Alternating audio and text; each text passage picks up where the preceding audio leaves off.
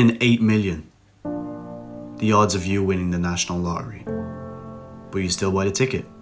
1 in 3.7 million, the odds of you being in a plane crash, but you still take the flight. 1 in 4,000, the odds of you being in a car crash, but we still drive.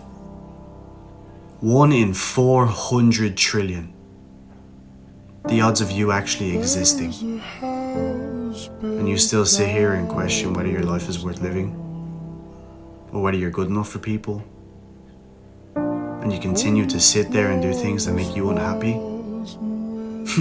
It's not time to go. It's time to start living, because you being born is an absolute blessing, and it's time we start taking advantage of the time that we have on this earth. You got this. Real peace is when God allows you to go back to that job, into that house, into those situations that have raging water and storms all around it, and you chilling, because you know who created the water. Many of you, you never find peace because peace to you is there being nothing around you that's going wrong. And what I found out is that God is the one that walks into situations that are jacked up, and he provides a level of calm, assurance, and a level of knowing that no matter what's going on around me, there is a God who is standing with me and will provide. Everybody shout. I don't want to give up, because where there is desire, there is gonna be a flame. Where there is a flame, someone's bound to get burned. But just because it burns doesn't mean you're gonna die. You've gotta get up and try. My condolences to anyone who's ever lost me, and to anyone who got lost in me, or to anyone who ever felt they took a loss with me. My apologies for the misunderstanding or the lack thereof. I'm sorry you missed the God in me, and I'm sorry you missed the light.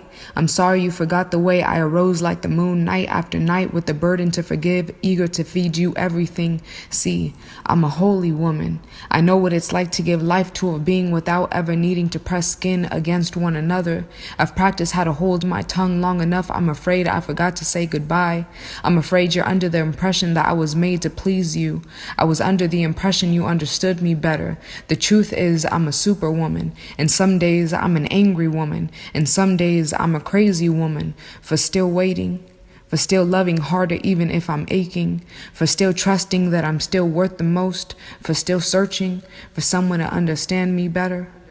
I don't want to give up, because where there is desire, there is gonna be a flame. Where there is a flame, someone's bound to get burned.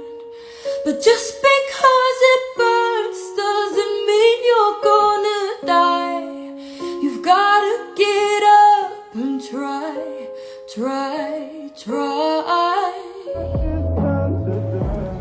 I miss the girl you were.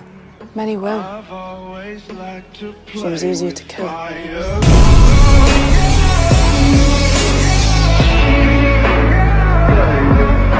really just don't like you. I really don't. It's just something about the way you do everything. Mm-hmm. I just don't really like you at all. Are you even listening to me? Mm-hmm. Yep. Are you listening to me at all? What? Your opinion of me ain't none of my business. Well, what do you mean? What are you talking about? None of my business. Huh? You not liking me is not my job. It ain't my job for you to like me.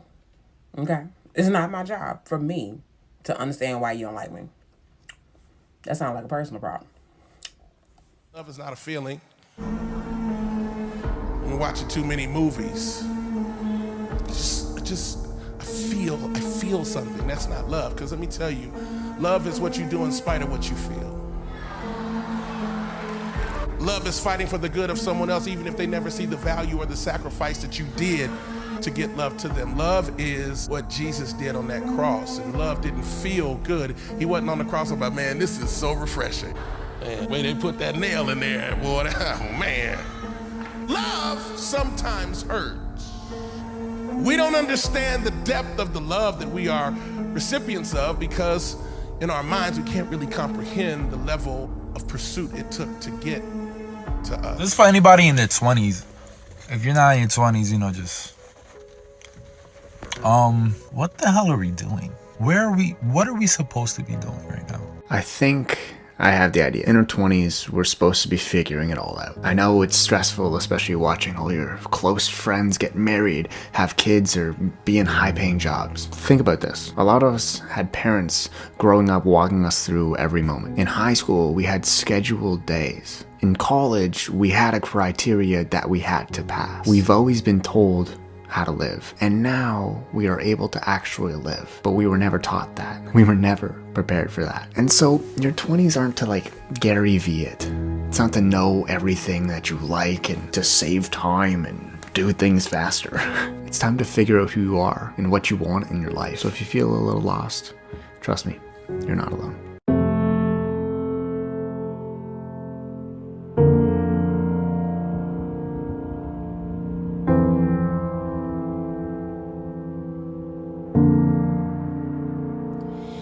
This is how I fight my battles. This is how I fight my battles.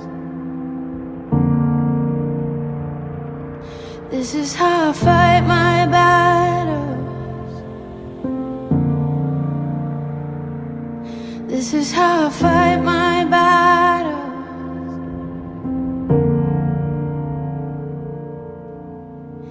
It may look like I'm surrounded, but I'm surrounded by you. It may look like I'm surrounded, but I'm surrounded by you. I am 18 years old. I have 5 incredible sources of income. I pay for all of my own bills. I have my own car. I am moving out on my own in June. I am self-employed, and I am telling you this because a year ago today, I was working at Dairy Queen. So, you want to be financially free? You want to make money? You want to learn how to keep money? Watch this video. Number 1, get the stereotypes out of your head. You are not a failure just because you didn't go to college or university right away. I didn't know what I wanted to be, so obviously I wasn't going to put myself in student debt for something I don't know. 5 sources of income. We have this idea in our head that every single source needs to make us thousands of dollars. That is false. Think about it like this. If you have 1 source of income and you lose that source of income, bro, you got 0. If you have 5 sources of income and you lose 1 of them, bro, you got 4. Right now is the perfect time to hustle, perfect time to turn around your life because it's not even like you're going to be sacrificing missing parties. They're not happening. That when you come to Jesus, God will patch up your holes. He'll make you good as new. That's not what my Bible says. My Bible says that God gives me a new heart. Now, I need you to hear me say this because most of you don't understand this. How am I going to love God? How am I going to worship Him? You can't with this heart. Everything leaks out. You can't hold anything. You're so offended. If anything touches this heart, it reminds you of wounds, of things that were there before. So God says, when you receive my son, I don't patch up your heart. I give you a new one. So I want everybody to see this because I'm going to help your theology right now. Can you still make mistakes with the new heart? Yep. Well, I don't feel changed, baby. When you stop and think about it, you don't always need a plan. Sometimes you just need to breathe, trust, and let go, and see what happens.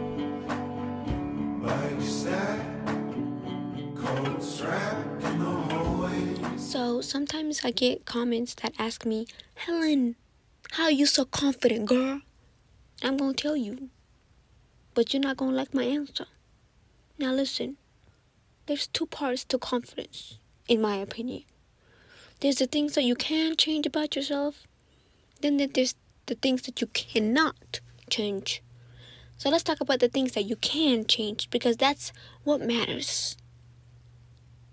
If you don't like the way your body looks, if you look in the mirror and you don't like your weight, or even you don't like your job, you don't like the way you're living, stuff like that, and you can change about yourself, that's bringing your confidence down, that's bringing your self-esteem down, change it. I'm sorry, I ain't gonna sit here and tell you to accept it. You don't accept it, your body doesn't accept it, so change it. You can change it, so change it. Work on it. It's hard. I get it. It's hard. But nothing comes easy, honey. Yeah. What happened in that moment only happened because God allowed it. Not that God wanted that for you. Not that he wanted you to be in that situation, or that he wanted you to carry that grief or carry that pain or carry that shame. But God only allowed what he knew you could survive and what he could ultimately redeem. That means that if it happened to you and you weren't in it by yourself, God was there. That there was something that was happening in that moment that God said, even as bad as this is, even as terrifying as this is, even as scary as it is, I hope that person remembers that I'm in it with them. Because if I'm in it with them, that means that I can redeem whatever took place in that moment. I feel like that's somebody's word right now, is that you have to recognize no matter what you have gone through, no matter what you have faced, if God allowed it, it's because he said you can survive it and I can redeem it.